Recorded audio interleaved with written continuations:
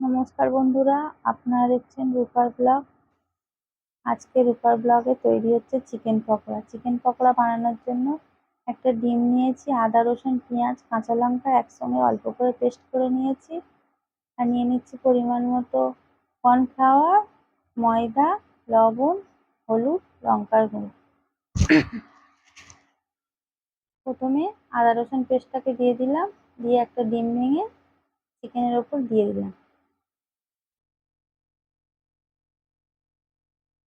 দিয়ে দিচ্ছি হলুদ গুঁড়ো, দিয়ে দিচ্ছি পরিমাণ মতো লঙ্কার গুঁড়ো। আপনারা যেরকম ঝাল খাবেন সেরকম পরিমাণ বুঝে দেবেন। আমরা কাঁচা লঙ্কা বেটে দিয়েছি অল্প করে, গুঁড়ো লঙ্কা একটু দিয়ে দিলাম, দিয়ে দিলাম স্বাদ মতো লবণ, দিয়ে মাংসটাকে ডিম দিয়ে ভালো করে ফেটিয়ে নিচ্ছি।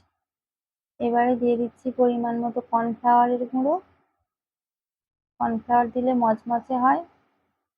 আর দিয়ে দিচ্ছি, চালের গুঁড়ো ছিল না বলে একটু ময়দা দিয়ে দিচ্ছি। কর্নফ্লাওয়ারের ভাগটা বেশি রাখবেন আর ময়দাটা কম পরিমাণে দেবেন। ম্যারিনেশন করা আমার হয়ে গেছে। এবারে ওটাকে ঢাকা দিয়ে আমি আধ ঘন্টা রেস্টে রাখবো। আর সবার লাস্টে দিয়ে দিলাম একটুখানি মুচমুচে হওয়ার জন্য সোডা দিলাম অল্প পরিমাণে।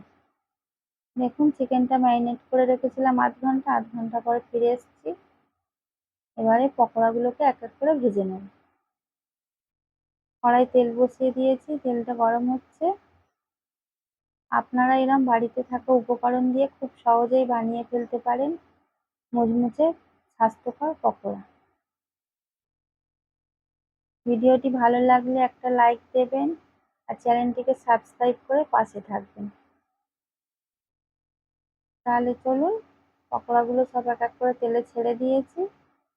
আর তেলটা গরম হয়ে গেলে গ্যাসটাকে মিডিয়ামে রাখবেন। আস্তে আস্তে হলে ভাজাটা মচমচে হয়। একবার ভেজে দেখুন, তুলে নিয়েছি।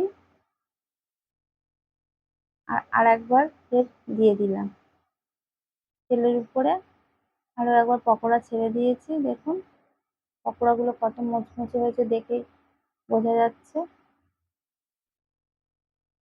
আর বর্ষার দিনে সন্ধ্যেবেলা এক কাপ চা আর এইরকম পকোড়া হলে সন্ধ্যেটা দারুণ জমে যায়। বাইরের খাবার না কিনে খেয়ে বাড়িতে যদি একটু সহজেই ছেলেপুলেদের তৈরি করে দিতে পারেন তাহলে স্বাস্থ্যের পক্ষে খুবই ভালো।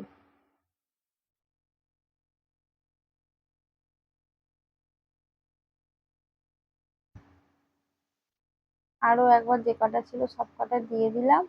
পকোড়া ভাজা আমার কমপ্লিট হয়ে গেছে। ততক্ষণ সবাই ভালো থাকবেন, সুস্থ থাকবেন। টমেটো সস দিয়ে পকোড়া